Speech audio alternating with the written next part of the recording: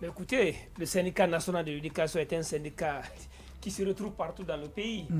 Et surtout, ce sont des acteurs. C'est pourquoi je vous disais tout à l'heure là que même si on nous met à l'écart, on n'est pas mis à l'écart. Parce que quand il y a les enseignants, nous sommes dedans.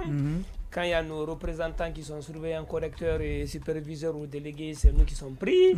C'est pourquoi nous ne sommes pas fâchés. Mais au-delà de ça, nous avons un système de monitoring qui nous permet de faciliter la remontée et à l'instant même que la fraude, pour nous, c'est à l'instant où la fraude même est commise que nous avons l'information. Donc, ça montre à suffisance que nous sommes au bain de l'information. Maintenant, comment on fait?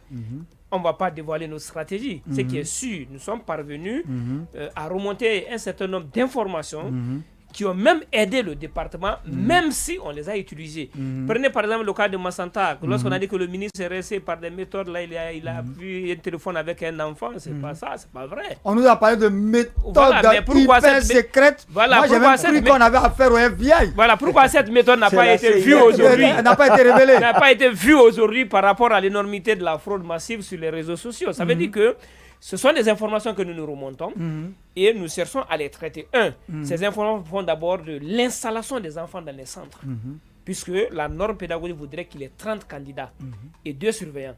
Mais nous avons observé que dans certains endroits, comme dans la sous-préfecture de Doura, Douakoro, Komarala, dans Kouroussa, où des enfants étaient assis, 2 par banc et 1 surveillant par salle. Donc, nous avons noté cela. Secondement, nous avons travaillé également sur la qualité du sujet.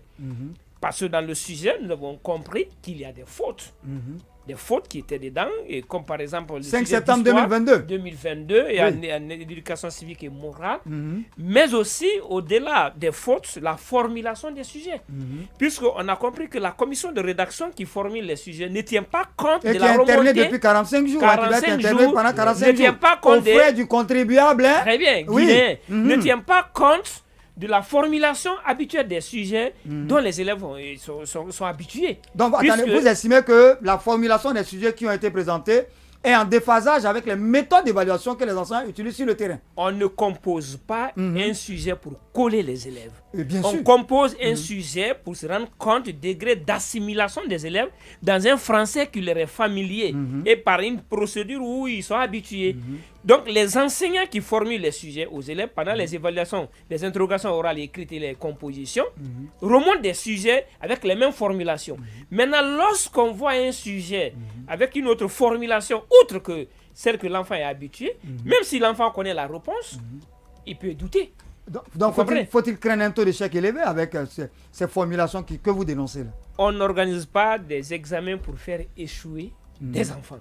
Mais moi, je pense que ce qui se passe là, ça a tout l'air. C'est-à-dire qu'on montre que finalement, il faut coller. On a tellement voulu être sérieux. Non, pas sérieux. On a tellement peur de la fraude qu'on s'est dit il faut formuler le sujet autrement de telle sorte que l'enfant n'arrive pas, ou ceux qui traitent le sujet n'arrivent pas à se retrouver dans le chapitre ou dans la leçon où le sujet provient. Là, on n'est pas sorti de l'auberge. On n'est pas encore sorti de l'auberge. Ça, c'est un premier aspect. L'autre aspect plus important que je voulais... Il a également parlé de l'insuffisance du temps par rapport à certaines épreuves, notamment au CE. Ce que je voudrais savoir, c'est que est-ce que c'est 1 heure en fait par épreuve? Est-ce que le temps n'est pas fait en fonction de la taille, de la qualité du sujet? Est-ce que vous ne trouvez pas que ça a été normal? 1 heure, c'était largement suffisant. Non, 1 heure, c'était très peu. D'ailleurs, le sujet n'a pas été multiplié. Ça, c'est un premier aspect. Secondement, et à remarquer que dans beaucoup de centres, effectivement, les sujets ont été écrits à la main.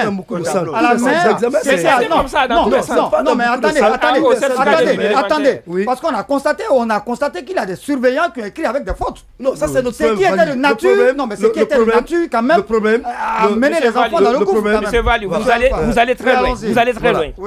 Le surveillant qui écrit le sujet avec faute et celui-là qui est interné pendant 45 jours et qui écrit avec des fautes, qui faut-il sanctionner? La question, il faut se la poser, le monsieur nous regarde. Vous comprenez, non? Ceux qui ont été internés sous le dos du contribuable guinéen ont fait des fautes dans les sujets. Nourrir, loger, blanchir. Parce que le problème c'est quoi? C'est qu'on prend des arabisants pour venir surveiller des enfants non, pas des arabisants seulement. Non, pas seulement les arabisants, mais c'est un problème. Ça se rencontre même dans la dictée. Bon, passons sur ça. Ce qui est très important, qu'il faut qu'on évoque très bien, c'est la feuille d'examen de cette année. Ça a été un gaspillage. Ah bon, hein? Un total gaspillage. Super copie d'examen de cette année, oui. Ça a été essayé par Kourouma, mais Kourouma avait mis, le ministre Kourouma, il avait mis des codes en bas. Vous comprenez, non? Mais cette fois-ci, il n'y a pas de code, c'est le PV qu'on met. Mais les stickers n'ont servi à rien. Ah bon? Les stickers n'ont servi à rien. Pépé, là, je ne serais pas d'accord avec toi. Les stickers, je vais aller jusqu'au bout. Les stickers n'ont servi à rien parce que quand vous collez, faites une simulation, vous collez le sticker au PV et si vous soulevez le sticker, ça se décolle en même temps que le PV. Ça, c'est la bonne information. S'il vous plaît, non, j'ai la bonne information. Mais ça, il faut rester tranquille. Ça, c'est le premier aspect. Secondement, lorsque l'enfant appuie sur, comment on appelle ça, sur le papier, le PV réapparaît au fond, sur le verso. Donc, la garantie de sécurité n'est pas là. Maintenant, qu'est-ce qui a été fait?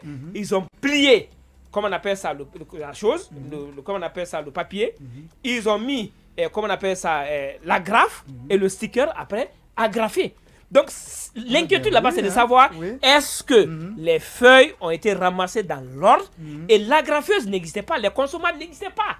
Il y a des chefs de centre qui mettaient la main dans la poche pour acheter la colle. Même les papiers d'emballage, pas la veille, même pendant les examens. Vous comprenez, non? Je veux réagir un peu. Ça, ce n'est pas une garantie. Nous ne répondons pas. Non, on ne répond pas. Mais plutôt, il faut qu'on se